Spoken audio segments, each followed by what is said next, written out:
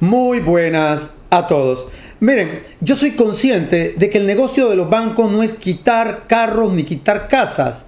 Sin embargo, debo decirles que no dejarán de hacerlo. Y no dejarán de hacerlo porque de hecho, prueba de ello es que en este año, del 1 de enero a la fecha, se han presentado más de 100 demandas ejecutivo-hipotecarias, es decir, contra los deudores que tienen algún tipo de garantía con su propiedad, con su casa, en bancos, por ejemplo, como Banismo, Banesco, Global, la Hipotecaria, Banco General y BAC. Esa investigación realizada el día de hoy, es decir, no dejarán de hacerlo. Yo debo referirme a lo señalado por el señor presidente de la República aquel día 21 de junio del año 2021. ¿Qué tengo que decirlo? A mí me pareció que el señor presidente, nuestro excelentísimo señor presidente, era simplemente un mensajero de los bancos. Y lo llamo mensajero de los bancos porque él ese día no dijo otra cosa que repetir lo que meses atrás han dicho de manera reiterada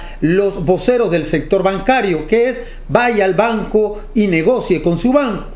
De hecho, lo que no dijo el señor presidente de la República es que en efecto, ese día 21 de junio del año 2021 se llevó a cabo o se expidió la resolución de Junta Directiva de la Superintendencia Bancaria número 4 y que establece efectivamente una flexibilización a favor de los usuarios del sistema bancario. Debo decir o aclarar que esta flexibilización, que va desde el día 1 de julio hasta el día 30 de septiembre, no incluye ni a las financieras ni a las cooperativas. No obstante, el señor presidente de la República lo que no dijo es que para usted poder acogerse a esa flexibilización bancaria, según el artículo 3 de la resolución de Junta Directiva antes señalada, usted debe cumplir con lo señalado en el acuerdo de la Superintendencia Bancaria número 2 del año 2021. ¿Y qué dice el artículo 7? Voy a leer rápidamente dos de los numerales. Dice que quien se quiera acoger debe comprender o tener las siguientes características. 2. El deudor evidencie mediante los datos financieros razonables y o documentos que dispone de la capacidad de pago precisa, presente y o prospectiva.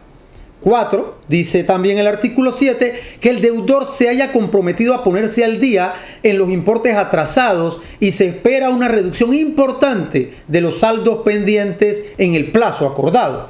Yo les preguntaría a ustedes, las personas que no tienen trabajo, las personas que no han podido generarse ingresos como consecuencia de esta crisis sanitaria, ¿podrán cumplir con estas características? ¿Podrán evidenciar capacidad de pago o podrán comprometerse efectivamente a una reducción importante del adeudo que presentan? Evidentemente no. Entonces eso no se le dijo a los usuarios del sistema bancario, los clientes. Miren, yo tengo que recordarle a todos que en el año 2020, específicamente cuando se estaba discutiendo la ley de moratoria, se aprobó específicamente la ley 156 del 30 de junio del año 2020, la moratoria bancaria hasta el 31 de diciembre. Yo recuerdo, como si fuese ayer, que en la objeción del proyecto de ley 287, el presidente de la República objetó por inexequible el artículo 7 de dicho proyecto, que refería al no cobro de intereses. Y en ese momento el señor presidente de la República dice: no podemos hacer eso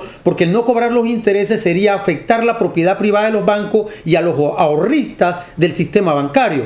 De hecho, yo puedo comprarle ese argumento. Y dice el señor presidente en ese documento de objeción que eso atentaba contra el artículo 47 del texto constitucional, que señala que debe garantizarse la protección a la propiedad privada. Lo que yo preguntaría al señor presidente y al gobierno en términos generales es: ¿por qué entonces el gobierno aprobó la ley 152 del 4 de mayo del año 2020, en donde se decretó una moratoria en el pago de servicios públicos, con lo cual se afectaba la propiedad privada de empresas como Cable Onda, Movistar en ese momento, Cable and Wireless, etcétera?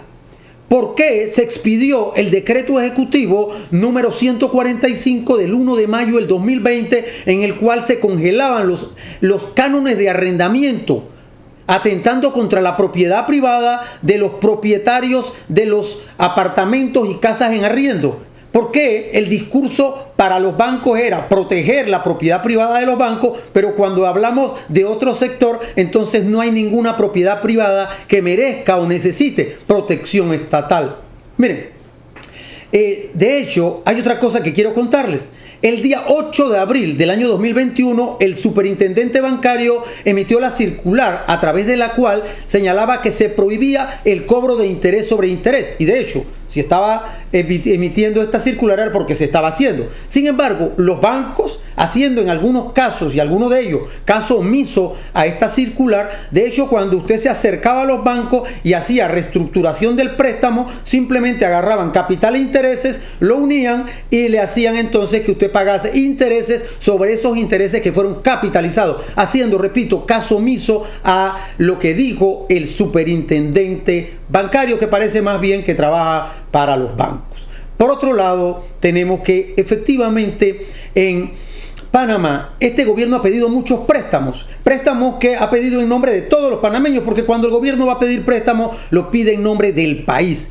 De esos préstamos pedidos, el gobierno puso 500 millones de dólares en el Banco Nacional, dijo el superintendente Anauri, con el propósito de que se garantizara la liquidez del sistema bancario. Yo les quiero decir algo. ¿Ustedes saben cuánto los bancos en el 2020 utilizaron de esos 500 millones de dólares puestos a su disposición? 0 centavos. Y 0 centavos porque de hecho los bancos en el año 2020, pese a la crisis y pese a lo que está pasando el pueblo panameño, siguieron ganando. Esa es la gran realidad. Y entonces vemos cómo el señor presidente dice, vayan a negociar con los bancos. Pero es que, señor presidente, es que la relación contractual entre los bancos y el cliente, es decir, nosotros los deudores, no es una relación entre iguales, es una relación totalmente desigual, en donde cuando usted va al banco, efectivamente tendrá que someterse a los términos y condiciones que plantea el banco, porque no hay posibilidad de negociación, salvo en aquellos créditos o préstamos que no haya garantía y que el banco tiene temor de perder o no recuperar esos créditos, y entonces puede ser flexible en cuanto al arreglo. Pero en aquellos casos en donde hay garantías y sobre todo garantías inmuebles, es muy difícil que usted negocie en condiciones ventajosas para usted como usuario del sistema bancario. El Estado está llamado a proteger a todos los ciudadanos. Eso sí, manteniendo la seguridad jurídica, pero siempre protegiendo a la parte más débil dentro de la relación. Y en este caso, somos nosotros los usuarios del sistema bancario.